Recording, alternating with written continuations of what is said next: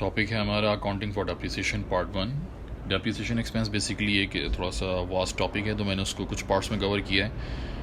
तो आज हमारा फर्स्ट पार्ट है। मेरा नाम है Shaheen Ahmed Ansari and today we are discussing depreciation expense. What is depreciation? Depreciation क्या होता है? Reduction in the value of an asset over time due to wear and tear. किसी भी चीज़ की, किसी भी एसेट के इस्तेमाल करने से उसकी वैल्यू में कमी आ जाना, रिड्यूस हो जाना, डेप्रिसिएशन कहलाता है। Depreciation is a non-cash expense. Depreciation एक non-cash expense होता है that reduces the value of an asset as a result of wear and tear, age or obsolescence over the period of its useful life. किसी भी asset की value में कमी आ जाना उसके इस्तेमाल की वजह से, उसके एज होने की वजह से या उसकी टेक्नोलॉजी ऑब्सोलीट होने की वजह से, that is called depreciation. The monetary value. अच्छा, इसमें एक चीज़ और थी पीछे वाली जो हमने बात की, नॉन कैश एक्सपेंस। डेप्रिसिएशन एक नॉन कैश एक्सपेंस होता है, वो इसलिए क्योंकि डेप्रिसिएशन एक्सपेंस में लाइक अदर एक्सपेंसेस हमारी कंपनी से, हमारी जेब से कोई पेमेंट नहीं आती, कोई कैश या कोई बैंक इन्वॉल्व नहीं होता। That is a non cash expense. The monetary value of an asset decreases over the time due to use.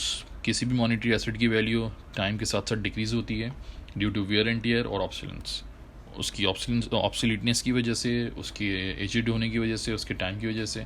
This decrease in is measured. जो डिक्रीज जो वैल्यू होती है उसको हम कहते हैं डेप्रिसिएशन। एक एग्जांपल देख लेते हैं। Suppose a manufacturing company purchases the machinery for ₹100 and the useful life of the machinery are 10 years and the residual value of the machinery is ₹20,000। एक कंपनी है, उसने मशीन परचेज की थी 1 लाख रुपए की, जिसकी लाइफ जो है वो 10 साल है। और वो जो मशीन है, जब उसे मैं बेचूंगा, मतलब स्क्रैप में भी सेल करूंगा, कबाड़ में भी बेचूंगा, तो मुझे 20,000 रुपये मिल जाएंगे। तो उसका एनुअल डेप्रिसिएशन अगर मुझे निकालना होगा तो मैं क्या करूंगा कि जो 1 लाख रुपए की कॉस्ट थी उसमें से वो वैल्यू, वो पैसा जो मुझे उसको कबाड़ में बेचने पे मिलेगा, यानी उसकी सैल्वेज वैल्यू या रेजिडुअल वैल्यू जो कहलाती है, वो लेस कर दूंगा। मेरे पास फी रह जाएगी 80,000। 80,000 को मैं डिवाइड कर दूंगा उसकी टोटल लाइफ पे, तो मेरे पास जो एनुअल डेप्रिसिएशन पर ईयर निकलेगा दैट विल बी 8,000 रुपीज़। ठीक है, डेप्रिसिएशन एज पर IFRS। अच्छा, थोड़ी सी हम बात कर लेते हैं कि प्रैक्टिकली जो जब हम डेप्रिसिएशन देख रहे होते हैं ना, जो डेप्रिसिएशन होता है वो किस तरह से चल रहा होता है, उसके लिए हमारे पास जो है IFRS मौजूद है। और IFRS में डेप्रिसिएशन के बारे में क्या कहता है?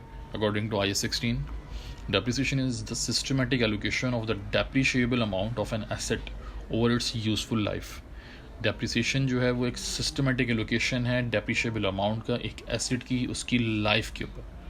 ठीक है, ये पूरी डेफिनेशन आप लोगों के लिए लिखी हुई है मैंने। ये बेसिकली जो स्टूडेंट्स हैं उनके लिए तो इतनी इंपॉर्टेंट नहीं है, बट अगर कोई प्रोफेशनल इस वक्त अगर इसको देख रहा है, सुन रहा है, तो उसके लिए it is definitely an important thing. ठीक है, नेक्स्ट हम आ जाते हैं की पॉइंट्स। पहले कुछ की पॉइंट्स पे बात कर लेते हैं कि की पॉइंट्स क्या होते हैं। Depreciation expense reduces the book value of an asset and reduces an accounting periods earning. Depreciation expense जो है वो बुक वैल्यू जो होती है एसेट की, उसको रिड्यूस करता रहता है। एंड अकाउंटिंग पीरियड अर्निंग, उस अकाउंटिंग पीरियड की अर्निंग्स में the expense is recognise throughout an assets useful life. जो एक्सपेंस होता है वो पूरी जो लाइफ होती है उस एसेट की, उसके साथ साथ मूव होता है, उसके साथ साथ रिकॉर्ड होता है। The calculation of depreciation expense follows the matching principal. Yes, this is the thing कि मैचिंग प्रिंसिपल को फॉलो करता है ये डेप्रिसिएशन। क्यों? देखिए, फॉर एग्जांपल एक मशीन है, 10 साल उसकी लाइफ है, तो मैं ये नहीं करूँगा कि सारे का सारा डेप्रिसिएशन एक्सपेंस पहले साल में चार्ज कर दूँ। नहीं, जितने साल तक मैं उस मशीन से रेवेन्यू लूँगा उसका डेप्रिसिएशन एक्सपेंस भी उतने साल तक ही चार्ज होगा, डिवाइड होता रहेगा over the period of time. Depreciation expense can be calculated in a variety of ways. The method chosen should be appropriate to the asset type, the asset's expected business use and its estimated useful life. जो depreciation expense होता है, we have different methods to charge the depreciation expense. और वो जो method है वो rational होना चाहिए, वो उस asset की according होना चाहिए, उस asset से generate जो revenue हो रहा है उसको देखते हुए वो method adopt होना चाहिए। की टर्म्स, कुछ की टर्म्स आएंगे अभी डेप्रिसिएशन में आपके पास, जिसमें सबसे पहले रेजिडुअल वैल्यू है। वैसे हम अभी पीछे डेफिनेशन में बात कर चुके हैं रेजिडुअल वैल्यू क्या होती है, देख लें यहाँ पे। In accounting residual value is an another name for salvage value, the remaining value of an asset after it has been fully depreciated. जब एक मशीन, कोई भी एसेट जो है वो फुली डेप्रिशिएट हो जाता है तो उसके बावजूद भी जो उसकी वैल्यू रह जाए, that is called residual value. Accrual accounting.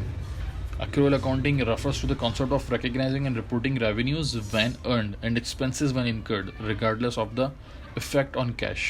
ये वही अकाउंटिंग प्रिंसिपल है जो हम लोग शुरू की वीडियोस में देख चुके हैं, बात कर चुके हैं कि accrual accounting का जो प्रिंसिपल है वही हम यहाँ पे अप्लाई करते हैं कि डेप्रिसिएशन एक्सपेंस जो है वो जब इनकर्ड हो जाएगा तो रिकॉर्ड कर लिया जाएगा, उसका कैश से कोई लेना देना नहीं है कि कैश इन्वॉल्व है या नहीं है। Depreciable amount of a depreciable asset is the historical cost or other amount substituted for historical cost in the financial statements less estimated residual value. अभी हम जब एग्जाम्पल्स देखेंगे तो ये आपको और क्लियर हो जाएगा. Useful life is either, useful life क्या होती है? The period over which a depreciable asset is expected to be used by enterprise और द नंबर ऑफ प्रोडक्शन और similar units expected to be obtained from an asset by the enterprise. जितने साल तक वो machine काम कर सकती है या फिर जितने यूनिट्स वो मशीन प्रोड्यूस कर सकती है वो उसकी यूजफुल लाइफ कहलाएगी. The calculation and reporting of depreciation is based upon two accounting principles. दो accounting principles हैं जिनकी बेसिस पे वो डिपेंड करती है depreciation expense की अकाउंटिंग. पहला है cost principle, दूसरा है matching principle. इन प्रिंसिपल्स की जो है हम बात कर चुके हैं ऑलरेडी अपनी अर्लियर वीडियोस में, तो मैं उम्मीद करता हूँ कि आप लोगों को समझ आ गए होंगे. वो नहीं भी आया तो comment section is still open, you can come and comment. And that's it for this video. Thank you, take care.